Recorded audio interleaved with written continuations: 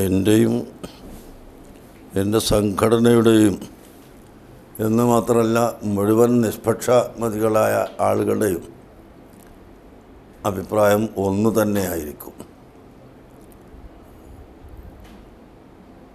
അക്രമികളെ ശിക്ഷിക്കാനും അവരുടെ പേരിൽ നടപടിയെടുക്കാനും കർശന നിയമം നേരത്തെ തന്നെ ഇവിടെ ഉണ്ട്. ആ നിയമം ഉണ്ടായിരിക്കെ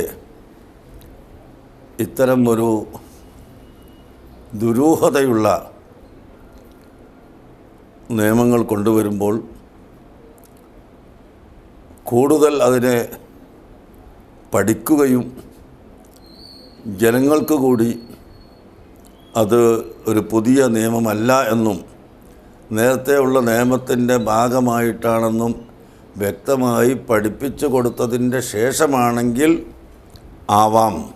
അതിൻ്റെ മുമ്പ് ഒരടിച്ചേൽപ്പിക്കുന്ന വിധത്തിൽ ഈ നിയമം കൊണ്ടുവരുന്നത് ഗവൺമെൻറ് പുനഃപരിശോധിക്കണം, പെട്ടെന്ന് അതിലേക്ക് എടുത്തു ചാടാൻ പാടില്ല എന്നാണ് എനിക്ക് പറയാനുള്ളത്. വിശേഷിച്ച് നേരത്തെ നമ്മൾ പറഞ്ഞ ജാടയും പോട്ടയും ഇതിലെല്ലാം നിരപരാധികളായ പലരും ശിക്ഷിക്കപ്പെട്ടിട്ടുണ്ട്.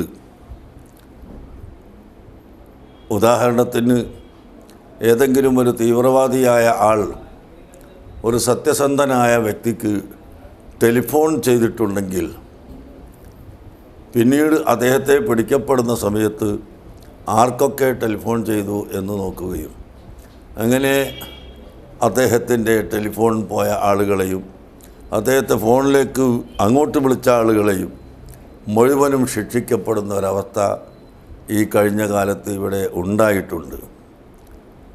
ഇപ്പോൾ എന്നെ സംബന്ധിച്ച് പറഞ്ഞാൽ ലോകത്തിൻ്റെ നാനാഭാഗത്തു നിന്നും എനിക്ക് ടെലിഫോൺ വരും. ആരാണ് വരുന്നത് എന്നെനിക്കറിയില്ല. പരിചയമുള്ളവരെ മാത്രം എടുക്കുക എന്ന പതിവ് ഞങ്ങളെപ്പോലെയുള്ള പൊതുപ്രവർത്തകർക്ക് സാധിക്കുകയില്ല. അപ്പോൾ ആ കൂട്ടത്തിൽ അക്രമികളും നമ്മളെ ചതിക്കാൻ വേണ്ടി വിളിക്കുന്നവരും സത്യസന്ധമായി വിളിക്കുന്നവരൊക്കെ ഉണ്ടാവും. ഇതെല്ലാം പിന്നീട് ഒരു ശിക്ഷിക്കപ്പെടുന്ന വസ്തുവാകുക എന്ന് പറഞ്ഞാൽ അത് അബദ്ധമാണ്. അതുകൊണ്ട് രാജ്യത്ത് സമാധാനവും മതമൈത്രിയും നിലനിൽക്കാനും രാജ്യത്തിൻ്റെ അഖണ്ഡത കാത്തു സൂക്ഷിക്കുന്നതിൽ ഈ രാജ്യത്തെ മുഴുവൻ ജാതി മതങ്ങളും ഒരുപോലെ അതിൽ ഭാഗവാക്കാകാനും ആയിരിക്കണം ഗവൺമെൻറ്റിൻ്റെ നിയമങ്ങൾ കൊണ്ടുവരുന്നത്.